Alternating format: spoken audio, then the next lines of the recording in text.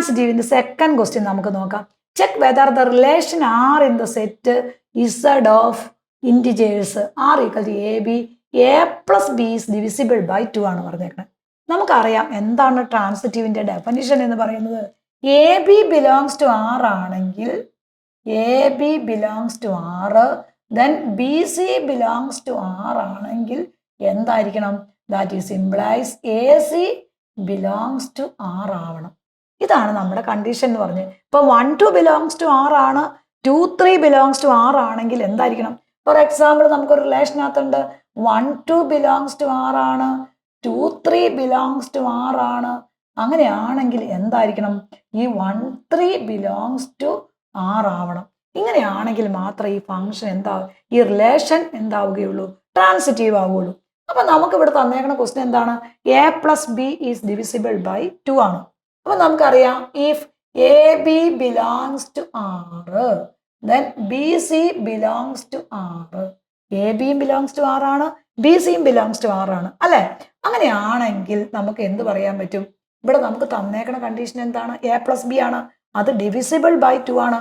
അപ്പൊ നമുക്ക് ഈ എ പ്ലസ് ബിയെ നമുക്ക് എന്തെഴുതാം? 2 ലാംഡ എന്ന് എഴുതാം. കാരണം ഒരു നമ്പറിനെ നമുക്ക് 2 കൊണ്ട് ഡിവൈഡ് ചെയ്യാൻ പറ്റുമെങ്കിൽ അത് 2ന്റെ മൾട്ടിപ്പിൾ ആവണം. ആ 2ന്റെ മൾട്ടിപ്പിൾ ആവണം എങ്കിൽ മാത്രമേ നമുക്ക് 2 കൊണ്ട് ഡിവൈഡ് ചെയ്യാൻ പറ്റുള്ളൂ. അപ്പൊ നമുക്ക് ലാംഡ എന്ന് പറയുന്നത് 2ന്റെ മൾട്ടിപ്പിൾ ആയി വരുന്ന നമ്പറിന്റെ ഒരു സ്കെയിലാർ ക്വാണ്ടിറ്റി ആണ്. അപ്പൊ A plus B equal to 2 lambda എന്ന് കൊടുത്തു. ഇനി നമുക്ക് കൊടുക്കാം, അങ്ങനെയാണ് B C belongs to R ആണെങ്കിൽ അതിനകത്ത് നിന്ന് B plus C equal to നമുക്ക് 2 മ്യൂ എന്ന് കൊടുക്കാം. എം എന്നോ എൻ എന്നോ എന്ത് വേണമെങ്കിലും കൊടുക്കാം. അപ്പൊ നമ്മളിവിടെ 2 മ്യൂ എന്ന് കൊടുത്തു. അങ്ങനെയാണെങ്കിൽ നമുക്ക് എന്ത് കൊടുക്കാം? ഇത് രണ്ടും കൂടെ നമ്മൾ ആഡ് ചെയ്യാം. A plus B plus C equal to 2 lambda plus 2 mu എന്ന് കിട്ടും.